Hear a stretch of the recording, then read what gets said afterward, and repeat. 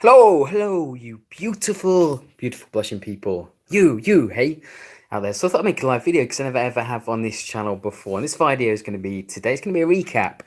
As you see, my first video about excessive blushing was put on 7 years ago. Now this is going to be a recap about the main thing I've learned. The main thing I've learned from all the people I've worked with over the past 7 years who have suffered from excessive blushing, whether that's in the therapy room, whether it's coaching people on the phone around the world.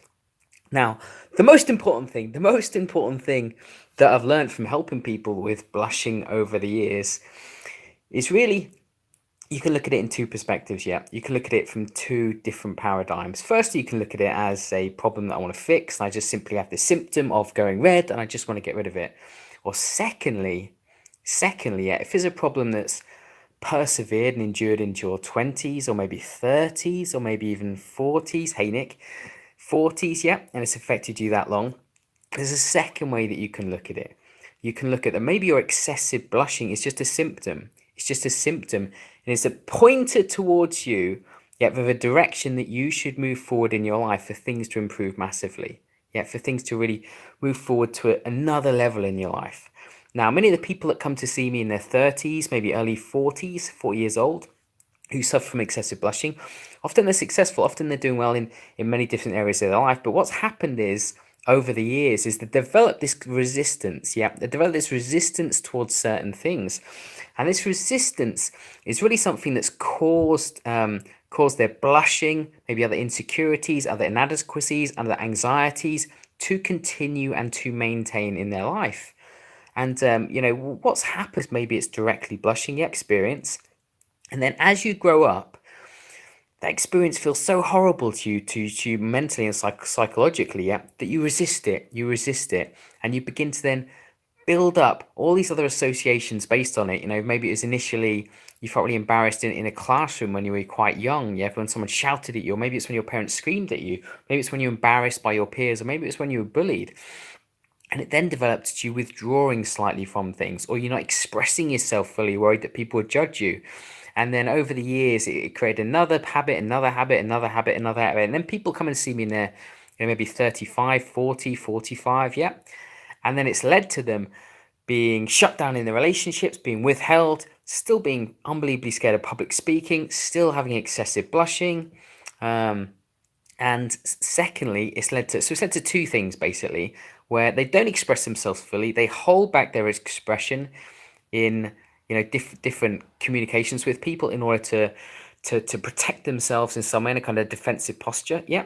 And secondly, they don't take bold actions in their life in a way that they could do, because they do two things. So it's withholding how you express yourself, and it's withholding the actions that you're willing to take. They follow these two different patterns. But the problem is following these two different patterns is all it does is reinforce stress in your brain, because you're doing things every day to protect yourself because you might get hurt. Yeah. So it's reinforcing that resistance that you learned as a young child. And that resistance has really become like a compass in your life that continuously stops you doing certain things and keeps you in that habit. So my advice to you, if you suffer from excessive blushing and it's been a major problem in your life, there's two different ways you can look at it. One is just look at the symptom and say, fuck it, Paul, I literally just don't want to I just want to get rid of the symptom and move forward with my life. And that may work for you, as it does for some people. But if it persists, yeah, if it endures, then you're the number two. You're the person who should really take a deeper reflection towards your life and really understanding yourself, that there's probably a deeper insecurity, a deeper resistance, a deeper inadequacy, a deeper resistance that are causing these symptoms in your life. And rather than resist it continuously and just want to get rid of the symptom, my suggestion is to go directly towards it. So decide in yourself that it's always going to be there. Like I meet people in their 50s and 60s. They have the same inadequacies, the same anxieties, the same insecurities they had when they were 10 years old. Yep, still they get better at managing them, better at avoiding them, better at dealing with them, better at coping with them, but they're still there, having an unbelievably negative impact on every single area of their life. Yep.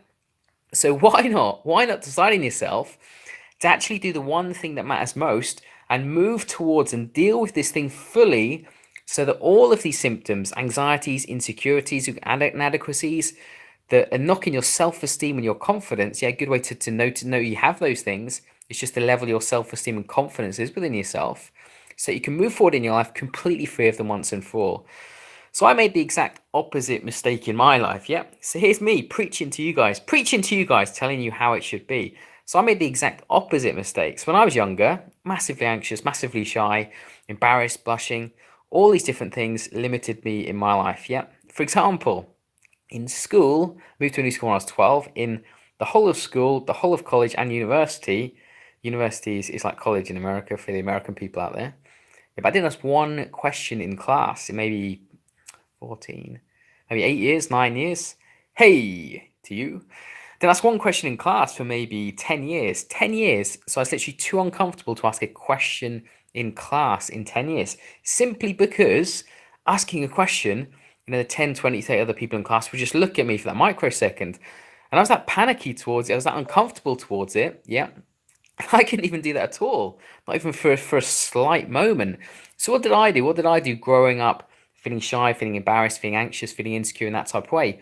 All I did is what most people do, is just simply avoid it, manage it, cope with it, which, as I experienced, yeah, is completely the fucking wrong thing to do. Completely the wrong thing to do in every way. You either solve these problems once and for all, or they act like a poison in your life where every single day they're affecting you, limiting your thinking, the way you influencing the way you feel, the way you think, and the way you act. Every single day in every single way. Yeah, they're having this effect upon you. And the thing to do is really deciding yourself that these are the things that are worth applying yourself for.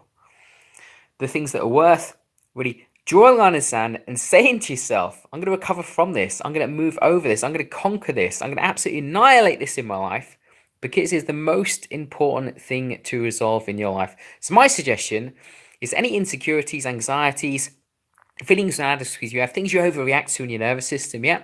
Use them as pointers.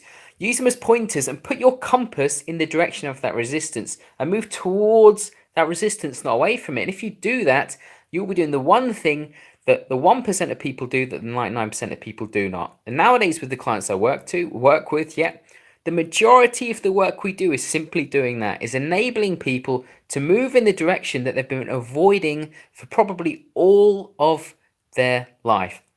Realistically, with anything in life, the most growth, the most benefit, the most development you're going to get is always doing the thing that you've resisted the most. But the thing is, without someone coaching you to do it, most people are never going to do it. It doesn't make any sense, does it? Every single day you're unconsciously avoiding it like, like the plague, avoiding it like anything, yeah, every single day you're doing that unconsciously, that you don't even notice that you're doing it. All you do is notice you feel insecure, you feel inadequate, you feel anxious, and your confidence and self-esteem is not where you want it to be.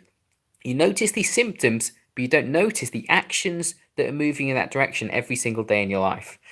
I used to do mindfulness, meditation, progressive relaxation, self-hypnosis. You do all these things. I love these types of things, yeah. But what I did, like most people, is I just simply focus on the symptom management so I can reduce the symptoms to the point they don't affect me. And I'm like, yes, awesome. That symptom doesn't affect me anymore. It's fucking brilliant. Yeah. But I didn't realize, I never had no understanding. Now I do, and I'm 38. But I had no understanding that these things are fucking pervasive.